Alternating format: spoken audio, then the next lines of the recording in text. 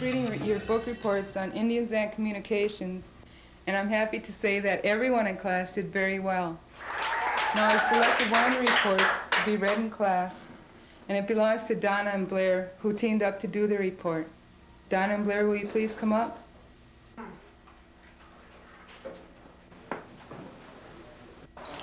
Blair, are you ready? I don't know, are you? Come on.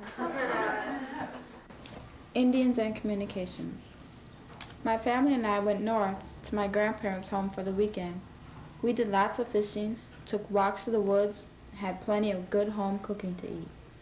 During dinner times, it seemed like everyone had a story to tell.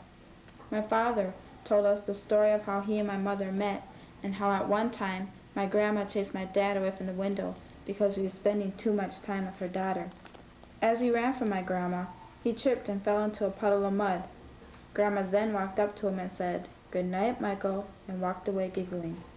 After dinner, we'd sit in the living room and listen to Grandpa tell us stories of his younger days. He especially loved talking about his grandfather, who he loved and respected very much. My great-great-grandfather's name was Ohiasa from the Dakota tribe. In English, his name would translate into the winner, or the victor. Donna and I were supposed to do this report, but we didn't have any idea what to do it on. But after Donna got back from her weekend up north, she was just filled with good ideas. We came to the realization that communication was very important to our people, so we decided that how Indians use communications today would be an interesting subject, and that the best way to find that out was by talking to the people themselves. Radio helps to keep the public informed. And because the listener can only hear what is said one time, broadcast personnel need special skills to get their message across. Jackie Dion has worked as a radio producer and knows what these skills are. In radio, in journalism, it's different, but in radio, a person only gets to hear it once, and that's it. It's gone. You can't go through and repeat it unless you run the tape back and do it again. A lot of stations won't do that. So you have to be understood the first time you say it. And for a journalist, you have to be able to write well so that the reader isn't confused. By the time you end with your story, what is it that this reporter told me? You have to be able to clarify yourself, and clarify yourself well. If a void needs filling in American Indian radio, then Jackie's goal is to see it as filled. One of the nice things about working on a program like First Person Radio that I like is that I learn more. I don't learn just about radio and radio production, as I learn a lot more about Indian people. I learn a lot about what concerns that they have, and a lot of things that I didn't know culturally. I learned because I asked questions. And I think that's what I like best about the job, is that I don't have to read it in a textbook. I can go and ask the person and I learn it. And as I write the story, because I listen to it over and over again, it's like reading a textbook. You go over the material, and pretty soon you just remember it. I think that's one of the nice things that I like, is because it's not just radio and knowing what radio is and how to write. It's you learn a lot of different things. Chuck Lilligren has been working in radio for 34 years. He is currently the farm director at WCCO Radio in Minneapolis. We asked him about the differences in stations and how to best prepare yourself for a radio career.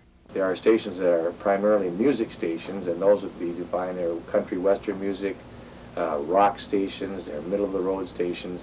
And depending on what you have a feel for, it would be the kind of station you probably would not work for a rock station if you didn't like heavy metal.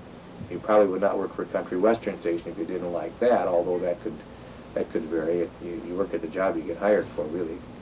And those stations, generally speaking, you'd work a 3 or a 4 hour shift because you could quickly run out of things to say. To prepare yourself for broadcasting, the best thing is to, the ideal thing would be to have a PhD in as many subjects as you could think of in the science, literature, and the arts. But the best thing is to learn as much as you can about as many subjects as you can, because in the day's news, those subjects will come up at one time or another, and the more you know about them, the more knowledgeable you sound, the better you can handle yourself on the air. Career opportunities for women and minorities in radio have increased over the years. If you were a woman broadcaster, well, they're in great demand. If you were a minority broadcaster, also in great demand. If you have the skills, you have a lot better chance of coming into a bigger station. It's a better chance today than 30 years ago. Through hard work and an honest commitment to his profession, Chuck Lilligren brings to his listeners a feeling of family. I think that our job in radio is to see that people are not lonely. I think the biggest problem with people is that they're lonely. And if you notice, if you're listening to your radio, 2 people never listen to the radio. That's a conversation. But so you're talking really to one person whenever you're talking. And if we can alleviate loneliness or dispel for just a little while, that's really what I like best about it. We get letters, we talk to people, and if you like people, it's going to be in your voice, and if you don't like them, that'll be there too. And I just think the idea of being able to do something for people is what I like best about it. Print journalism, such as newspapers and magazines, is an important means of communication in the world today. Gary Fife has been using this means for over 17 years. Well, I've ever done my whole career's work in the field of Indian communications primarily because it allows me to do something productive for Indian people in the most positive vein I can feel that uses my own talents. Gary sees his role as an Indian journalist as important to Indian and non-Indian people. But then I've also taken my academic background and polished those kinds of bits of knowledge into something that would be of use to primarily for Indian people in disclosing information on a national, local, and regional scale, but also as a tool to educate non-Indian people, the general public as well, to find out that Indian news isn't just for Indian people. It affects everyone in one way or another, and the things that happen to Indian people will generally find their way into the greater society in one form or another, so I guess we might be a bellwether in that sense. The number of Indian newspapers and other Indian communications agencies has grown rapidly in the last 10 years, and it is significant that this growth has been the result of Indian people doing it for themselves. Indian people themselves are adapting the forms of media to their needs and their culture and their political aspirations.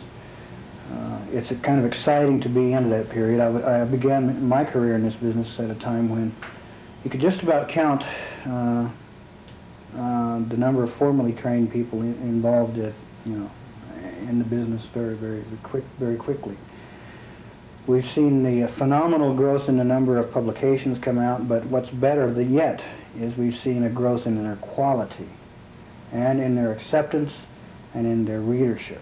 What do you think of when you watch television? I think of drama, I think of sports, I think of A-Team, I think of Miami Vice, I think of Dynasty, I think of Love Boat, I think of talk shows, I think of game shows, I think of news.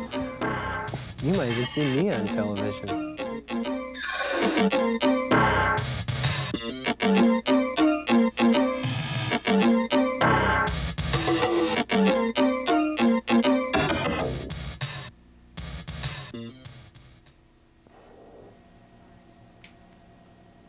Working with her production crew, Carolee Dodge Francis puts the finishing touches on a commercial. Looks great. Okay, that'll be a wrap. As a videographer, Carolee gets a lot of satisfaction from producing programs. Fun is how she describes it, but along with the fun comes hard work in a very competitive field.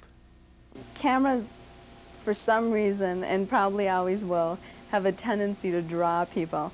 And it's sort of exciting to go out in the community or go downtown Minneapolis with a camera and maybe a little crew, someone to do your audio and maybe some lights. And it's like all of a sudden you have this crowd around you like you're someone very important. That's sort of fun. I mean, it's not everything, but it's sort of, you know, those are the fun times. Going out on special shoots, you know, getting some real good coverage of something. I think there's a lot of pizzazz and excitement that seems to follow people in television or filmmaking or videography that attracts the onlookers to them. It's magical for some reason. I mean, it's one thing turning on the television and another thing having a camera downtown, and all of a sudden people are just sort of swarming around you. I don't know what the attraction is. Creativity is essential to all video production, and sometimes ideas come in unexpected ways. Once in a broadcasting class, we had to write a 30-second short script describing ourselves as a product. And I was just, you know, one of the things I thought, well, this is hard, this is impossible. So I was riding on the bus and I was watching cars go by, and I thought, at that time my last name was Dodge. I thought, that's it. I'll describe myself as a car, you know, and you just sort of get ideas. I mean, even if you're riding the bus, watching people, they just sort of pop up. Computers are the most widely used communications tool in our society today, with their ability to process and transmit information rapidly. When John Hunter started in the field 21 years ago, there were no formal training programs in the computer area. Usually programmers in those days were mathematicians, and they didn't have what's known as data processing degrees or educational courses like they do nowadays. What they did was they took people from mathematics or physics or some engineering, some background like that, and acquainted them with the principles in programming and with the characteristics of the computer, and just kind of left you to deal with the problem on your own. So there wasn't a lot of structure to the programming field like there is now. The computer field offers a variety of career options. There are a number of entry levels into the data processing field. You can start off at probably the data entry level, where you're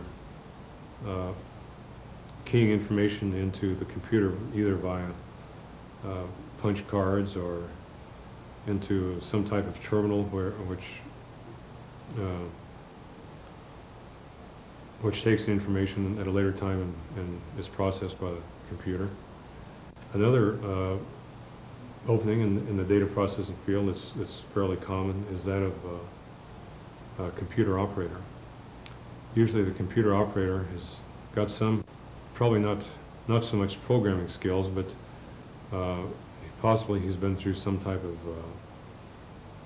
of commercial data processing courses, or some courses that are offered in adult education, where he's gained this, a background of the way a computer functions and some of the peripherals that he could be involved with. The next entry level is that of would be one of programming. There you have your skills need to be a little heavier. A lot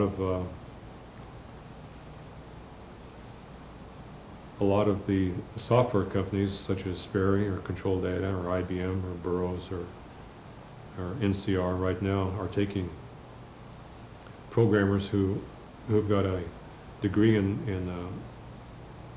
data processing, degrees that are offered by interview universities.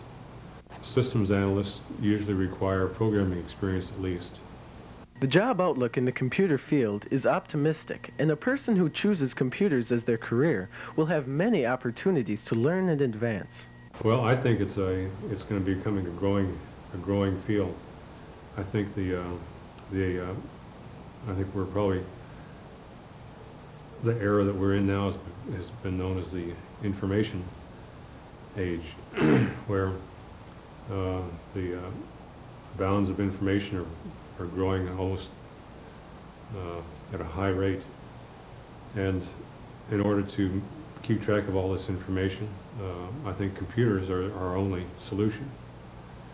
The technological advances that are taking place in the computer industry allow computers or computer chips to be put into so many more applications that the boundaries of computers are almost limitless, in my estimation.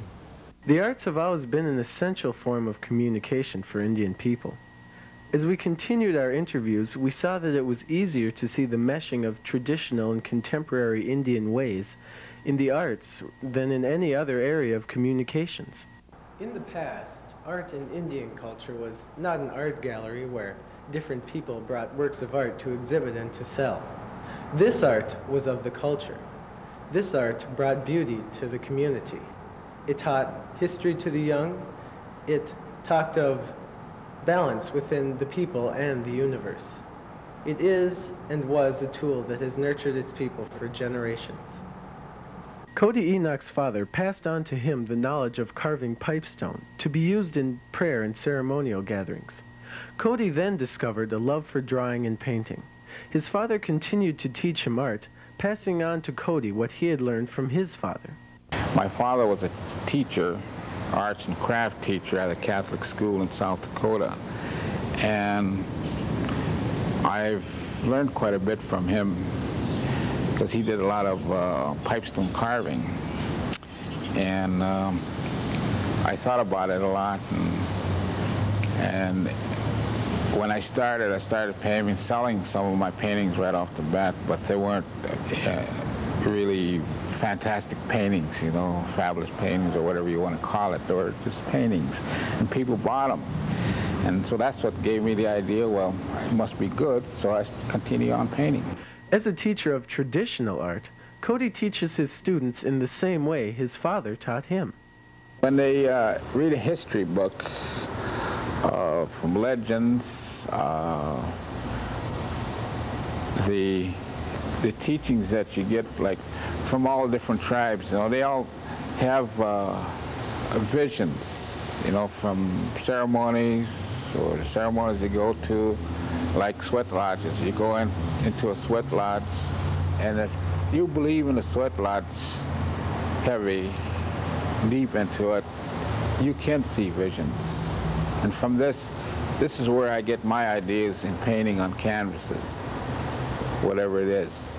And so this is what I encourage the younger kids to learn, how to draw.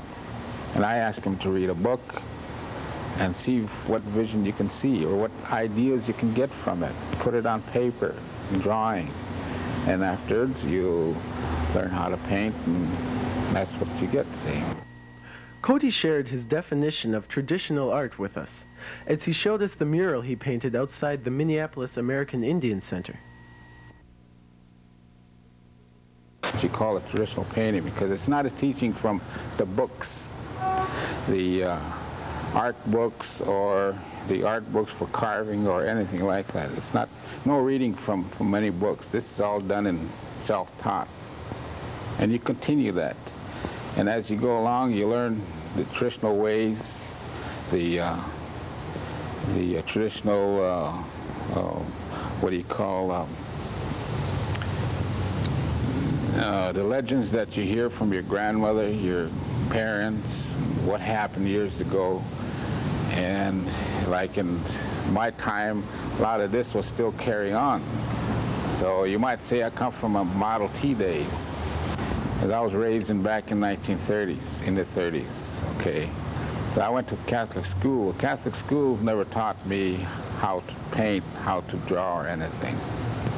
And with this, every time I went home, I learned from my father. And as for paintings, what I did is all on my own, just by watching other painters, other Indian artists, and I guess that's what you call Indian artists.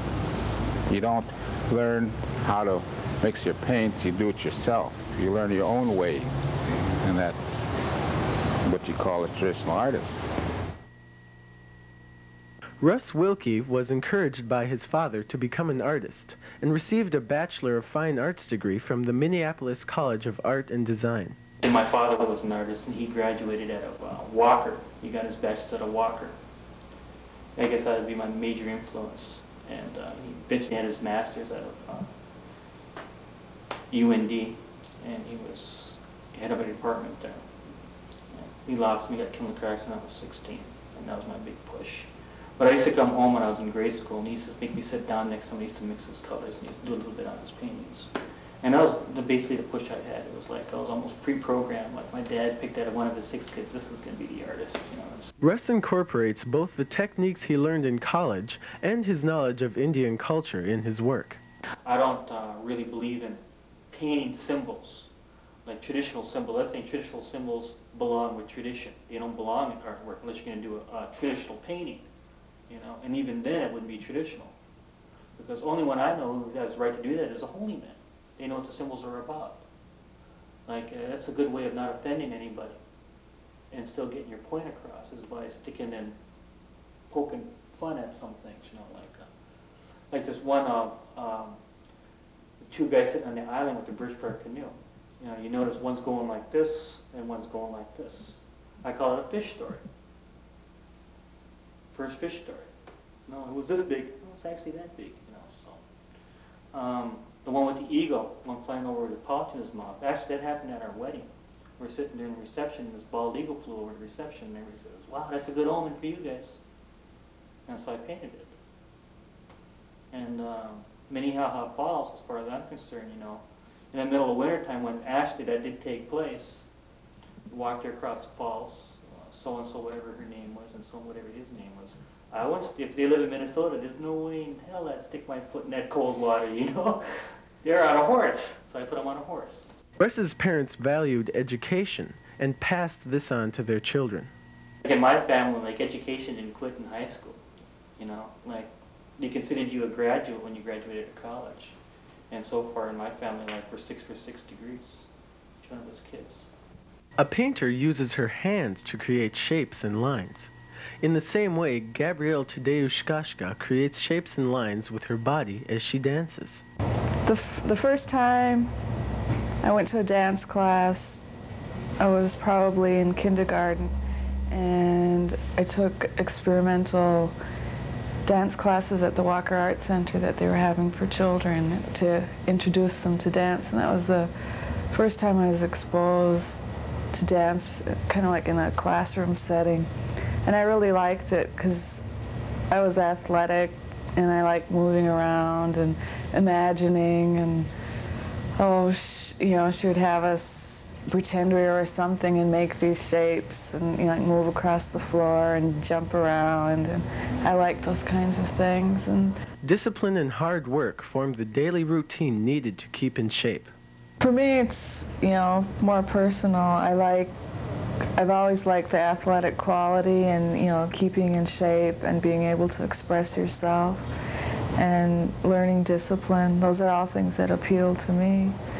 And, like, as an artist, you know, seeing something created, and I enjoy other people's choreography, and because I dance, you know, I can appreciate the work that goes into something. From a childhood interest, dance has become an integral part of Gabrielle's life. You're training your body and you're training your muscles, and you've got to keep constantly, you got to keep up or else you lose it. And, you know, professional dancers, they still have to take dance classes.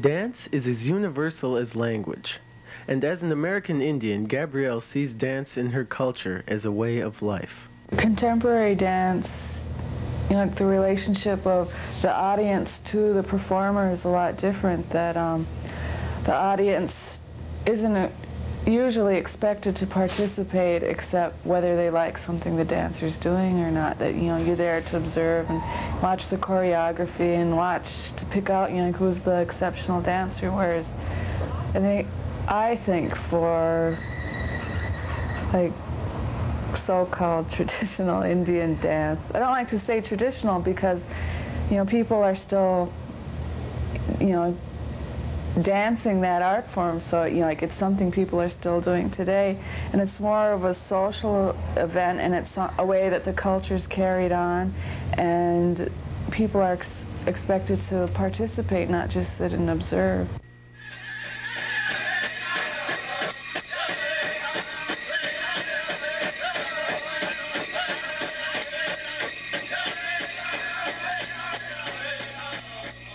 It all seems kind of strange to me, but in the end, I realize that human beings have not changed when it comes to working for a living. The only thing that has changed are the tools which we use in order to make a living.